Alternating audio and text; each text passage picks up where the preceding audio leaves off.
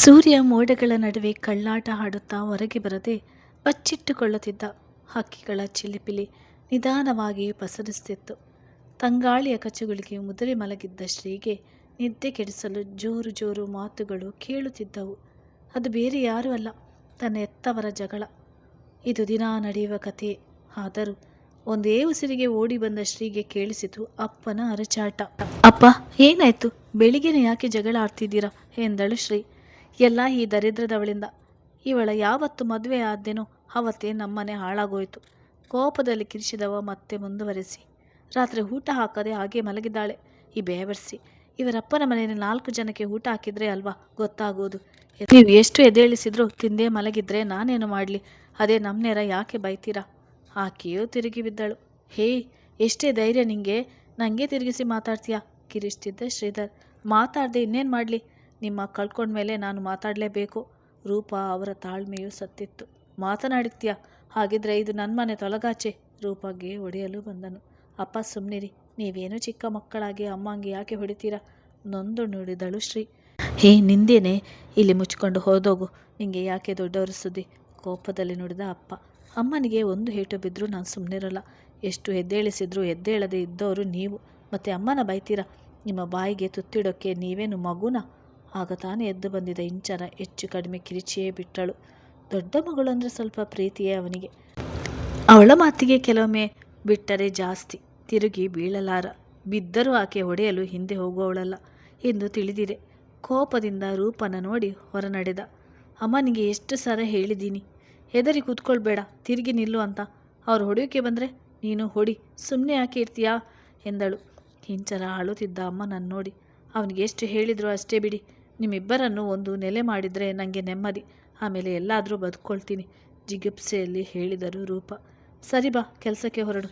ತಾಯಿಗೆ ಸಮಾಧಾನ ಮಾಡಿ ಕಳಿಸಿದ ಶ್ರೀ ಇಂಚರ ಪಕ್ಕ ಯೋಚಿಸುತ್ತಾ ಕುಳಿತಳು. ರೂಪಾರ ತಾಯಿ ಓದಿರುವ ಹಳಿಯನೇ ಬೇಕೆಂದು ಮದುವೆ ಮಾಡಿದರು. ಮೊದಮೊದಲು ಸುಮ್ಮನಿದ್ದ ಶ್ರೀಧರ್ 2 ಮಕ್ಕಳಾದ ಮೇಲೆ ಕುಡಿಯಲು ಶುರು ಮಾಡಿದ. ಕೆಲಸಕ್ಕಾಗಿ ರೂಪಲ ಒಡವೆಯನ್ನೆಲ್ಲ ಮಾರಿದ. ಆದರೂ ಬದಲಾಗಲಿಲ್ಲ.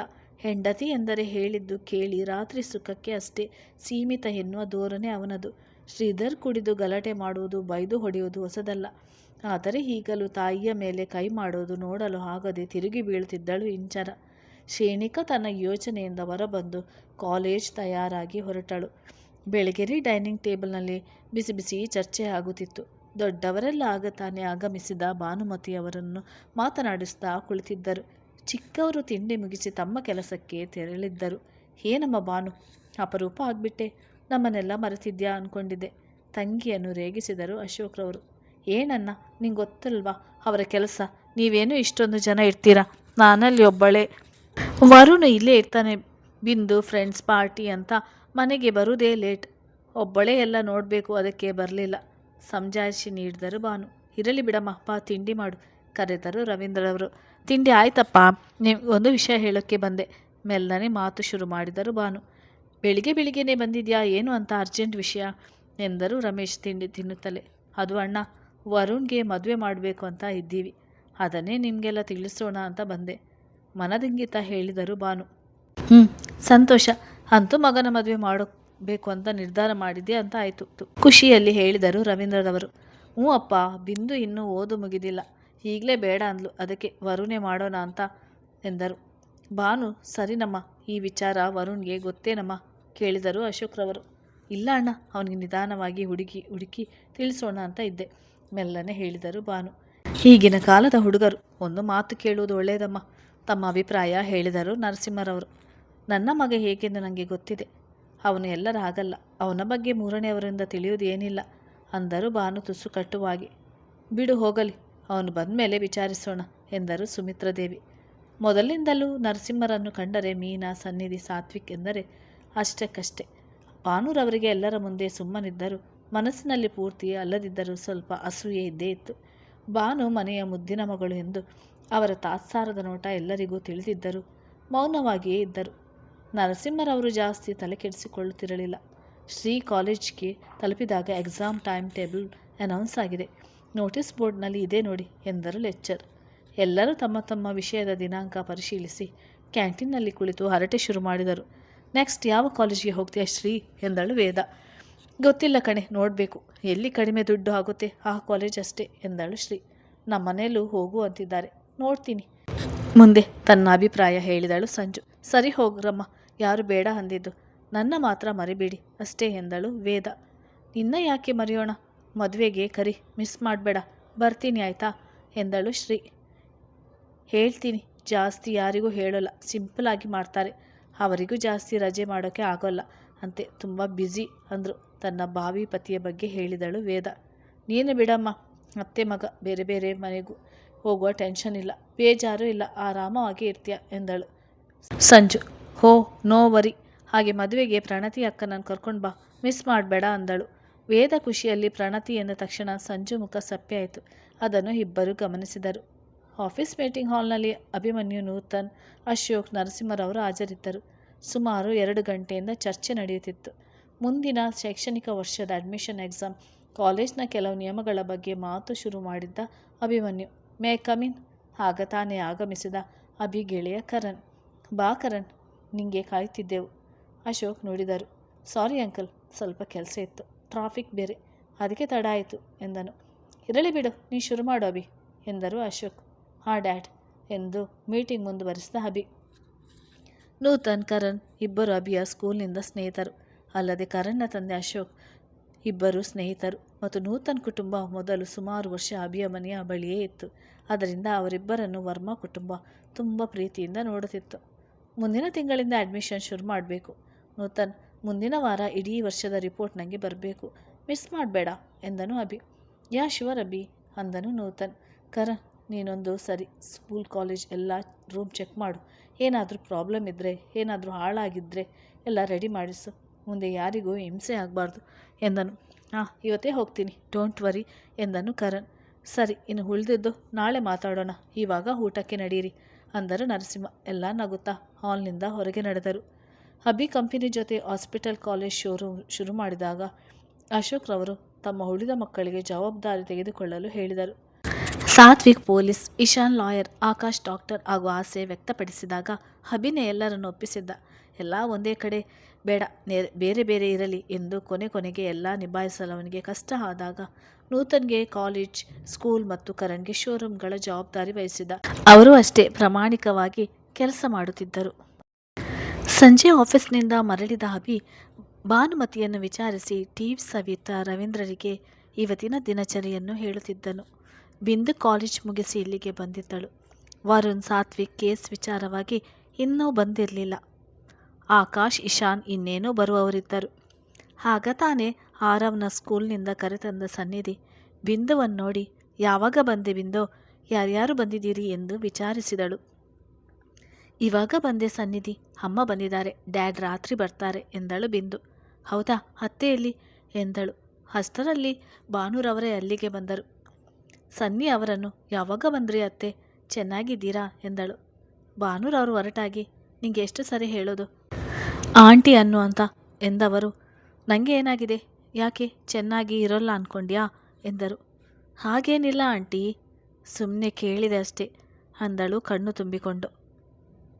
ಏನು, ನೀನು ಕೇಳದಿದ್ರೆ ನಾನು ಚೆನ್ನಾಗಿರೋಲ್ವಾ, ಅಥವಾ ನೀನು ಏನು ಈ ಮನೆ ಯಜಮಾನಿನ ಎಲ್ಲ ನಿಂಗೆ ಹೇಳೋಕ್ಕೆ ಎಂದರು ಕೋಪದಲ್ಲಿ. ಸಾರಿ ಆಂಟಿ, ಕ್ಷಮಿಸಿ ಅಂದು ರೂಮಿಗೆ ತೆರಳಿದಳು ಸನ್ನಿ. ಎಲ್ಲರ ಮುಂದೆ ನಗುನಗುತ್ತಾ ಇರುವ ಭಾನುರವರ ಒರಟುತನ ಯಾರಿಗೂ ತಿಳಿದಿಲ್ಲ ಎನ್ನುವುದು ಬೇಸರದ ಸಂಗತಿ. ನೀನೇನೆ ಇವಳ ಜೊತೆ ಹರಟೆ ಹೊಡಿತಾ ಇದೆಯಾ, ಹೋಗು ಅಲ್ಲಿ, ಅಭಿ ಹತ್ರ ಆಫೀಸ್ ವಿಷಯ ಆದರೂ ತಿಳ್ಕೊಳ್ಳು, ಮುಂದೆ ಉಪಯೋಗಕ್ಕೆ ಬರುತ್ತೆ ಎಂದು ರೇಗಿದರು. ಓಕೆ ಮಾಮ್ ಎಂದು ನಡೆದಳು ಬಿಂದು. ಹುಟ್ಟಿನಿಂದ ಅಭಿಮನ್ಯುಗೆ ಬಿಂದುವಿನೇ ಕೊಡಬೇಕು ಅನ್ನೋದು ಭಾನು ಆಸೆ. ಅವಳ ಆಸೆಗೆ ಅಣ್ಣಂದಿರು ಇಲ್ಲ ಎನ್ನರು ಎಂಬುದು ಆಕೆಗೆ ತಿಳಿದಿದೆ. ಅದಕ್ಕಾಗಿ ಬಿಂದುವನ್ನು MBA ಓದಿಸ್ತಿದ್ದರು. ಮುಂದೆ ಆಫೀಸ್ ಜವಾಬ್ದಾರಿ ಅವಳೇ ನೋಡ್ಕೊಳ್ಬೇಕು ಎನ್ನುವುದು ಒಂದು ಕಾರಣವಾದರೆ, ಮದುವೆಯ ನಂತರವೂ ತವರಲ್ಲಿ ತನ್ನ ಸ್ಥಾನ ಹೀಗೇ ಇರಬೇಕು ಎಂಬುದು ಅವರ ಐಡಿಯಾ. ಸಂಜು ಮುಖ ಸಪ್ಪಗಾಗಿದ್ದು ನೋಡಿ ಇಬ್ಬರಿಗೂ ಅನುಮಾನ ಬಂದು, ಯಾಕೆ ಸಂಜು, ಏನಾಯಿತು, ಯಾಕೆ ಸುಮ್ಮನಾದೆ, ಏನಾದರೂ ತೊಂದರೆನಾ ಆತಂಕದಲ್ಲಿ ಕೇಳಿದಳು ಶ್ರೀ. ಹೌದು ಸಂಜು, ಏನಾದರೂ ಇದ್ದರೆ ನಮ್ಮ ಹತ್ರ ಹೇಳ್ಕೊ ಎಂದಳು ವೇದ. ಅದು ಅಕ್ಕಂಗೆ ಎಂದು ಅಳಲು ಶುರು ಮಾಡಿದಳು ಸಂಜು. ಶ್ರೀಗೆ ವೇದಗೆ ಗಾಬರಿಯಾಯಿತು. ಏನಾಯಿತು ಸಂಜು ಎಂದಳು ಶ್ರೀ. ಅವಳಿಗೆ ಸಮಾಧಾನಿಸ್ದ. ತನ್ನ ಅಳು ನಿಲ್ಲಿಸಿದ ಸಂಜು. ಅಕ್ಕಂಗೆ 5 ತಿಂಗಳಾಗಿತ್ತು ಕಣೆ, ಚೆನ್ನಾಗಿದ್ದಳು. ಬಾವ ಹೊರಗಡೆ ಹೋದಾಗ ಅಡುಗೆ ಮನೆಯಲ್ಲಿ ಜಾರಿ ಬಿದ್ದು ಅಬೋಷನ್ ಆಯಿತು. ಈಗ ಇಲ್ಲೇ ಇದ್ದಾಳೆ ಎಂದಳು. ಅವರ ಅತ್ತೆ ಮಾವ ಯಾರೂ ಇರಲಿಲ್ವಾ ಎಂದಳು ವೇದ. ಗೊತ್ತಿಲ್ಲ ಕಣೆ, ಅವರಿಬ್ಬರು ಲವ್ ಮಾಡಿ ಮದುವೆ ಆದರು. ನಾವಿಷ್ಟು ದಿನ ಮನೆಗೆ ಸೇರಿಸಿರಲಿಲ್ಲ. ಇತ್ತೀಚೆಗೆ ಅವರ ಮನೆಗೆ ಹೋಗಿ ನೋಡಿ ಬರ್ತಿದ್ದೆವು. ಈಗ ಹೀಗಾಯಿತು ಎಂದಳು ವೇದ. ನಿಮ್ಮ ಬಾವ ಏನು ಮಾಡ್ತಾರೆ ಎಂದಳು ಶ್ರೀ. ಅವರು ಒಂದು ಕಂಪನಿಯಲ್ಲಿ ಕೆಲಸ ಮಾಡ್ತಿದ್ದಾರೆ ಕಣೆ ಎಂದಳು ಸಂಜು. ಸರಿ, ಸಮಾಧಾನ ಮಾಡ್ಕೊ, ಅಳ್ಬೇಡ, ಮುಂದೆ ಇದಕ್ಕಿಂತ ಒಳ್ಳೆ ಮಗುನೇ ಹುಟ್ಟುತ್ತೆ ಎಂದಳು ವೇದ. ಸಂಜು ಬೇಸರದಲ್ಲಿದ್ದ ಕಾರಣ 3 ಜನರು ಸುಮ್ಮನೆ ಮನೆ ಸೇರಿದರು. ಕೆಲಸ ಮುಗಿಸಿ ಮನೆಯವರೆಲ್ಲ ಒಟ್ಟಾಗಿ ಒಬ್ಬೊಬ್ಬರಾಗಿ ಡೈನಿಂಗ್ ಟೇಬಲ್ ಬಳಿ ಬಂದು ಕೂರುತ್ತಿದ್ದರು. ವರುಣ್, ಸಾತ್ವಿಕ್, ಇಶಾನ್, ಅಭಿ, ಆಕಾಶ್ ತಮ್ಮ ಇವತ್ತಿನ ದಿನಚರಿಯನ್ನು ತಿಳಿಸುತ್ತಿದ್ದರು. ಅಂಜನಾ ಆರವ್ಗೆ ಊಟ ಮಾಡಿಸುತ್ತಿದ್ದಳು. ಭಾನುಮತಿಯವರು ಪತಿ ಮೋಹನ್ ರವರು ಬಂದಿದ್ದರು. ಭಾನುಮತಿಯವರು ನಿಧಾನವಾಗಿ ಗಂಡನಿಗೆ ವಿಷಯ ತಿಳಿಸುವಂತೆ ಸನ್ನೆ ಮಾಡಿದರು. ಮೋಹನ್ ರವರು, ವರುಣ್ಗೆ ಮದುವೆ ಮಾಡಬೇಕು ಅಂತ ನಾನು ನಿನ್ನಮ್ಮ ಡಿಸೈಡ್ ಮಾಡಿದ್ದೀವಿ ಅಂದರು. ವರುಣ್ ತಲೆ ಎತ್ತಿ ಎಲ್ಲರ ಮುಖ ನೋಡಿದ. ದೊಡ್ಡವರ ಬಿಟ್ಟು ಉಳಿದವರೆಲ್ಲ ಆಶ್ಚರ್ಯದಿಂದ ದಿಟ್ಟಿಸ್ತಿದ್ದರು. ಸನ್ನಿಧಿ ಮಾತ್ರ ಗೊಂದಲದಲ್ಲಿದ್ದಳು. ಇಷ್ಟು ಬೇಗ ಯಾಕೆ ಡ್ಯಾಡ್? ಮೊದಲು ಅಭಿಬ್ರೋದು ಆಗಲಿ ಎಂದ ಸಮಾಧಾನವಾಗಿ. ಅವನಿಗೆ ಆಗಬೇಕು ಅನಿಸಿದಾಗ ಆಗ್ತಾನೆ, ನೀನು ನಿರ್ಧಾರ ಹೇಳು ಎಂದರು ಮೋಹನ್. ಅಂದರೆ ಏನು ಅರ್ಥ ಡ್ಯಾಡ್? ಗೊಂದಲದಲ್ಲಿ ಕೇಳಿದ ವರುಣ್. ನಿಂಗೆ ಹೆಣ್ಣು ಹುಡುಕ್ಬೇಕಾ ಇಲ್ಲ ನೀನೇ ಹುಡ್ಕೋತೀಯಾ ಅಂತ ಕಣೋ, ನಗುತ್ತಾ ನುಡಿದರು ರಮೇಶ್. ಆ ಥರ ಏನಿಲ್ಲ ಮಾವ, ನೀವು ಯಾರನ್ನು ತೋರಿಸ್ತೀರಾ ಅವರಿಗೆ ತಾಳಿ ಕಟ್ತೀನಿ ಎಂದನು ವರುಣ್. ನಾನು ಹೇಳಿಲ್ವಾ, ನನ್ನ ಮಗ ಅಪರಂಜಿ, ನಮ್ಮ ಮಾತು ಮೀರೋಲ್ಲ ಅಂತ ತುಸು ಬಿಂಕದಿಂದ ನರಸಿಂಹರನ್ನು ದಿಟ್ಟಿಸುತ್ತಾ ನೋಡಿದ್ದರು ಭಾನು. ಒಳ್ಳೆಯದು, ಆದಷ್ಟು ಬೇಗ ಹುಡುಗಿ ಹುಡ್ಕೋಕ್ಕೆ ಶುರು ಮಾಡು ಎಂದರು ಸುಮಿತ್ರಾದೇವಿ. ನನ್ನ ಫ್ರೆಂಡ್ಸ್ಗೆಲ್ಲ ಹೇಳಿದ್ದೇನೆ, ನಮ್ಮ ಸ್ಟೇಟಸ್ಗೆ ತಕ್ಕ ಸೊಸೆ ಸಿಕ್ಕರೆ ಸಾಕು, ಯಾರು ಯಾರನ್ನೋ ಮಾಡೋಕ್ಕೆ ಆಗೋಲ್ಲ ಅಂದರು ಭಾನು. ತಕ್ಷಣ ಸನ್ನಿಧಿ ಮುಖ ಪೆಚ್ಚಾಯಿತು. ಅದನ್ನು ಗಮನಿಸಿದರು ಅಭಿ ಮತ್ತು ಸಾತ್ವಿಕ್. ಸರಿ ಸರಿ, ವರುಣ್ ಒಪ್ಕೊಂಡ. ನೀನು ಯಾವಾಗ ಗ್ರೀನ್ ಸಿಗ್ನಲ್ ಕೊಡ್ತೀಯಾ ಅಭಿ ಎಂದರು ಮೀನಾ. ಅವರ ಮಾತಿಗೆ ಉಳಿದವರು ತಲೆ ಆಡಿಸಿದರು. ಅವನಿಗೆ ಆದರೆ ಹುಡುಗಿ ಹುಡುಕುವುದೇ ಬೇಡ, ಬಿಂದುನೇ ಇದ್ದಾಳಲ್ಲ ಎಂದರು ಭಾನು. ಅವರ ಮಾತಿಗೆ ಯಾರೂ ಪ್ರತಿಕ್ರಿಯಿಸಲಿಲ್ಲ. ಅಭಿ ಗಂಭೀರವಾಗಿ, ಸದ್ಯಕ್ಕೆ ವರುದು ಮುಗಿಲಿ, ಆಮೇಲೆ ನಂದು ಯೋಚನೆ ಮಾಡೋಣ ಎಂದು ಎದ್ದು ತನ್ನ ಕೋಣೆಗೆ ನಡೆದನು. ಭಾನುವಿನ ಬುದ್ಧಿ ತಿಳಿದಿದೆ ಅಭಿಗೆ, ಆದರೂ ಸಂಬಂಧಗಳ ನಡುವೆ ಒಡಕು ಬೇಡ ಎಂಬುದು ಅವನ ಭಾವನೆ. ಸನ್ನಿಧಿಗೆ ಭಾನು ಮಾತು ಕೇಳಿ ಊಟ ಸೇರಲಿಲ್ಲ. ಅರ್ಧ ತಿಂದು ರೂಮಿಗೆ ಬಂದು ಅಳುತ್ತಿದ್ದಳು. ಬುದ್ಧಿ ಬಂದಾಗಿನಿಂದ ವರುಣನ್ನು ಪ್ರೀತಿಸುತ್ತಿದ್ದಳು, ಆದರೆ ಹೇಳಿರಲಿಲ್ಲ. ಇಂದಲ್ಲ ನಾಳೆ ಅವನಿಗೆ ತನ್ನ ಪ್ರೀತಿ ಅರ್ಥ ಆಗುತ್ತೆ ಅಂತ ಕಾಯುತ್ತಿದ್ದಳು. ಈಗ ಅವನ ಮದುವೆ ಮಾತು ಕೇಳಿ ನೋವಾಗಿದೆ. ಈಗಾಗಲೇ ಭಾನುವಿನ ತಿರಸ್ಕಾರ ನೋಡಿದ್ದ ಹುಡುಗಿಗೆ ತನ್ನ ಮದುವೆ ಕನಸೇ ಅನಿಸಿತ್ತು. ವರುಣ್ ಚಿಕ್ಕಂದರಿಂದ ರಿಸರ್ವ್ ಮೈಂಡ್ ಥರ, ಯಾರ ತಂಟೆಗೂ ಹೋಗೋನಲ್ಲ. ತಾನಾಯಿತು ತನ್ನ ಕೆಲಸ ಆಯಿತು ಅನ್ನೋ ವ್ಯಕ್ತಿ, ಮಿತಭಾಷಿ, ಎಲ್ಲರ ಜೊತೆ ಬೆರೆತು ಇರುವವ, ಯಾರ ಮನಸ್ಸಿಗೂ ನೋವು ಮಾಡದವ. ಇದೇ ಗುಣ ಅವಳಿಗೆ ಇಷ್ಟ ಆಗಿದ್ದು. ಈಗ ಪ್ರೀತಿ ಕೈಜಾರಿ ಹೋದ ನೋವಿಗೆ ಅಳುತ್ತಲೇ ಮಲಗಿದ್ದಳು. ಇತ್ತ ರೂಮಿನಲ್ಲಿ ಕುಳಿತು ಕೆಲಸ ಮಾಡುತ್ತಿದ್ದ ಅಭಿ ಇಶಾನ್ಗೆ ಬರುವಂತೆ ತಿಳಿಸಿದ.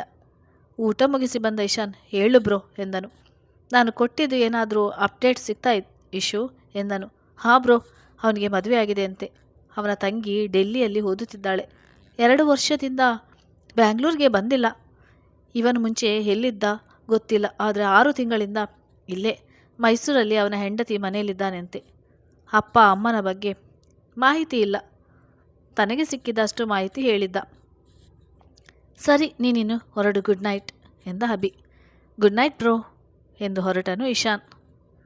ಬಾಲ್ಕನಿಯಲ್ಲಿ ಕುಳಿತು ಸಿಗರೇಟ್ ಹಚ್ಚಿ ಯೋಚನೆಯಲ್ಲಿ ಮಗ್ನನಾಗಿದ್ದ ಅಭಿ. ದಿನಗಳು ಯಾರ ಅಪ್ಪಣೆ ಇಲ್ಲದೆ ಉರುಳುತ್ತಿದ್ದವು. ಸೋಫಾದಲ್ಲಿ ಕುಳಿತು ಮೊಬೈಲ್ ನೋಡುತ್ತಿದ್ದಳು ಇಂಚರ. ಇತ್ತೀಚೆಗೆ ಜಾಸ್ತಿ ಹೊರಗಡೆಯೇ ಕಳೆಯುತ್ತಿದ್ದಳು. ಇಲ್ಲ ಮನೆಯಲ್ಲಿದ್ದರೆ ರೂಮ್ನಲ್ಲಿ ಇರುತ್ತಿದ್ದಳು. ಅದು ಮನೆಯವರ ಗಮನಕ್ಕೂ ಬಂದರೂ ಅವಳ ರಿಸಲ್ಟ್ ಬಂದಿಲ್ಲವಾದ್ದರಿಂದ ಯಾರೂ ಅವಳನ್ನು ಪ್ರಶ್ನಿಸಲಿಲ್ಲ. ಎಕ್ಸಾಮ್ ಟೈಮ್ ಆದ್ದರಿಂದ ಮಧ್ಯಾಹ್ನವೇ ಮನೆಗೆ ಬಂದ ಶ್ರೀ. ಅಕ್ಕ, ನಿನ್ನ ರಿಸಲ್ಟ್ ಯಾವಾಗ ಬರೋದು? ಸೋಫಾದಲ್ಲಿ ಕುಳಿತುಕೊಳ್ಳುತ್ತಾ ಕೇಳಿದಳು. ಗೊತ್ತಿಲ್ಲ ಕಣೆ, ಬಂದಾಗ ನೋಡಬೇಕು ಎಂದಳು ಹಿಂಚು. ಸರಿ, ನೆಕ್ಸ್ಟ್ ಏನು ಮಾಡ್ತೀಯಾ? ಟೆಕ್ ಮಾಡು ಎಂದು ಸಲಹೆ ನೀಡಿದಳು ಶ್ರೀ. ಅಯ್ಯೋ ಸಾಕಮ್ಮ, ಇವಾಗ ಓದಿರುವುದೇ ಜಾಸ್ತಿ ಆಯಿತು, ಇನ್ನೇನಿದ್ರೂ ಕೆಲಸ ತಕ್ಕೊಂಡು ಮದುವೆ ಆಗುವುದೇ ಎಂದಳು ಹಿಂಚು. ಶ್ರೀಗೆ ಬೇಸರವಾಯಿತು. ಅಕ್ಕ ಕೆಲಸ ಹಿಡಿದು ಮನೆ ಜವಾಬ್ದಾರಿ ತಗೋತಾಳೆ ಅಂದುಕೊಂಡಿದ್ದವಳಿಗೆ ಹಿಂಚು ಮದುವೆ ಆಗುವೆ ಎಂಬುದು ನೋವಾಯಿತು. ಸುಮ್ಮನೆ ತನ್ನ ರೂಮಿಗೆ ನಡೆದಳು. ಶ್ರೀಯ ಮಾತಿನ ಮೇಲೆ ಅಷ್ಟು ಗಮನ ಕೊಡದ ಹಿಂಚು ಮೆಸೇಜ್ ಮಾಡುವಲ್ಲಿ ಬ್ಯುಸಿಯಾದಳು. ಆಫೀಸ್ ರೂಮಲ್ಲಿ ಕುಳಿತು ಕೆಲಸ ಮಾಡುತ್ತಿದ್ದ ಅಭಿ ಯಾರು ಎಷ್ಟು ಸರಿಯಾಗಿ ಕೆಲಸ ಮಾಡಿದ್ರು ಅವನೊಮ್ಮೆ ಎಲ್ಲವನ್ನು ಪರಿಶೀಲಿಸಿದ ಮೇಲೆಯೇ ಮುಂದುವರಿಯುತ್ತಿದ್ದ. ಇದ್ದಕ್ಕಿದ್ದಂತೆ ಅವನಿಗೆ ಏನೋ ನೆನಪಾಗಿ ತಕ್ಷಣ ಇಶಾನ್ಗೆ ಕಾಲ್ ಮಾಡಿದ. ಕಾರಲ್ಲಿ ಹೋಗುತ್ತಿದ್ದ ಇಶಾನ್ ಅಣ್ಣನ ಕಾಲ್ ನೋಡಿ ಕಾರ್ ನಿಲ್ಲಿಸಿ ರಿಸೀವ್ ಮಾಡಿದ. ಹಲೋ ಬ್ರೋ ಎಂದನು.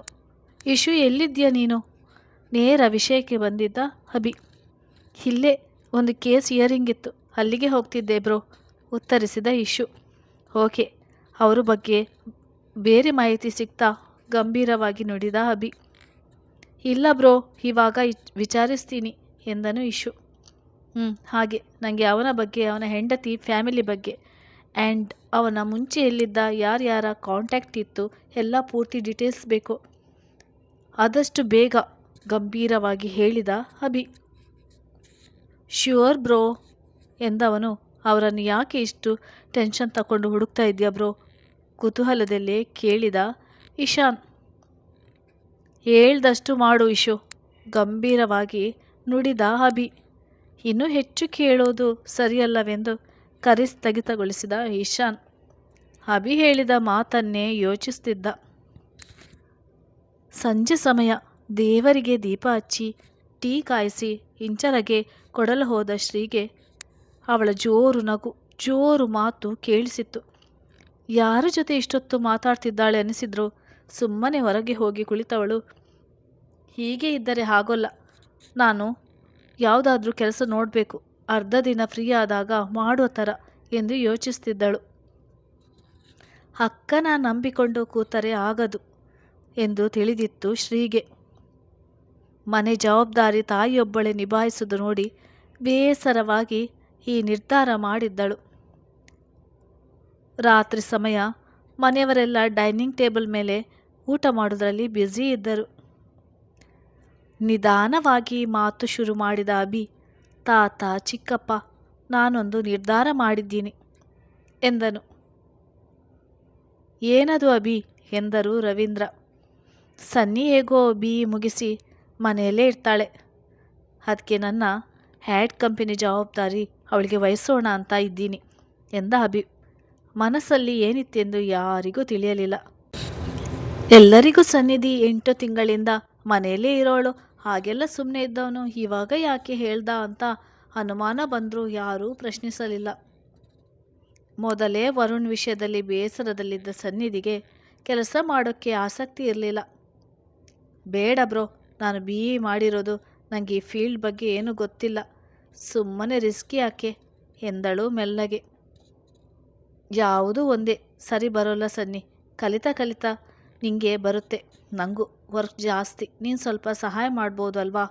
ಧ್ವನಿ ಶಾಂತವಾಗಿದ್ದರೂ ಮಾತಲ್ಲಿ ಗಂಭೀರತೆ ತುಂಬಿದೆ. ಆದರೂ ಅದು ಬ್ರೋ, ನಾನು ತಡವರಿಸಿದಳು ಸನ್ನಿ. ಅವನು ಹೇಳುವುದು ಸರಿ ಇದೆ ಸನ್ನಿ, ಸುಮ್ಮನೆ ಮನೆಯಲ್ಲಿರುವ ಬದಲು ಕೆಲಸ ಮಾಡ್ಕೊ, ಅವನಿಗೂ ಸ್ವಲ್ಪ ಆರಾಮಾಗುತ್ತೆ ಎಂದರು ಮೀನಾ. ಹೌದು ಮಗಳೇ, ಕೆಲಸ ಕಲಿತರೆ ಮುಂದೆ ನಿಮಗೆ ಒಳ್ಳೆಯದಲ್ವಾ, ಯಾಕೆ ಬೇಡ ಅನ್ನೋದು ಎಂದರು ನರಸಿಂಹ. ಅಭಿ ಒಬ್ಬನೇ ಊಟ ನಿದ್ದೆ ಬಿಟ್ಟು ಎಲ್ಲ ಕಡೆ ನಿಭಾಯಿಸುವುದು ನೋಡಿದ್ದ ಮನೆಯವರಿಗೂ ಇದು ಸರಿ ಎನಿಸಿತು. ಆದರೆ ಯಾವತ್ತೂ ಕೆಲಸದ ಬಗ್ಗೆ ಹೇಳದ ಮಗ ಇಂದು ಒಬ್ಬನಿಗೆ ಕಷ್ಟ ಅಂತ ಹೇಳಿದ್ದು ಅನುಮಾನ ಬಂದರೂ ಸುಮ್ಮನಾದರು. ನಿಂಗೆ ಇಷ್ಟ ಇಲ್ಲ ಅಂದರೆ ಬೇಡ ಮಗಳೇ, ಯೋಚನೆ ಮಾಡಿ ಹೇಳು. ಸನ್ನಿಧಿ ಎಂದರೆ ತುಸು ಜಾಸ್ತಿಯೇ ಪ್ರೀತಿ ನಿರುಪಮರವರಿಗೆ. ಹೌದು ಸನ್ನಿಧಿ, ನಿಂಗೆ ಬೇಡ ಅನಿಸಿದರೆ ಬೇಡ, ಫೋರ್ಸ್ ಇಲ್ಲ ಎಂದನು ವರುಣ್. ಹಾಗೇನಿಲ್ಲ ಅಪ್ಪ, ದೊಡ್ಡಮ್ಮ, ನಾನು ಹೋಗ್ತೀನಿ, ಬ್ರೋನೇ ಹೇಳಿದ ಮೇಲೆ ಇನ್ನೇನು ಎಂದಳು ಸನ್ನಿ ವರುಣ್ ಕಡೆ ನೋಡದೆ ನಗಲು ಪ್ರಯತ್ನಿಸುತ್ತಾ. ಸರಿ, ಬೆಳಿಗ್ಗೆ ರೆಡಿಯಾಗಿ ನನ್ನ ಜೊತೆ ಬಾ. ಗುಡ್ ನೈಟ್ ಎಂದ ಅಭಿ ಮಲಗಲು ಹೋದನು. ಸನ್ನಿಯ ಮುಖವನ್ನೇ ನೋಡುತ್ತಿದ್ದ ಸಾತ್ವಿಕ್ಗೆ ಅವಳ ನಡವಳಿಕೆ ಅನುಮಾನ ತಂದರೂ ಕೇಳದೆ ಸುಮ್ಮನಾದ. ಉಳಿದವರು ಮಾತನಾಡುತ್ತಾ ಊಟ ಮುಗಿಸಿ ಮಲಗಲು ತೆರಳಿದರು. ಮದುವೆ ಮನೆಯಲ್ಲಿದ್ದ ಇಂಚರ ನೋಡಿ ವಾವ್ ಬ್ಯೂಟಿಫುಲ್ ಎಂದಿದ್ದರು ಅವಳ ಫ್ರೆಂಡ್ಸ್. ಜಸ್ಟ್ ಶಟ್ ಅಪ್ ಎಂದನು ಅವಳ ಪ್ರಿಯತಮ ಸಿಟ್ಟಿನಿಂದ. ಎಲ್ಲ ಅವನನ್ನೇ ನೋಡಿದ್ದರು ಗಾಬರಿಯಿಂದ. ಕತೆ ಮುಂದುವರಿಯುತ್ತದೆ.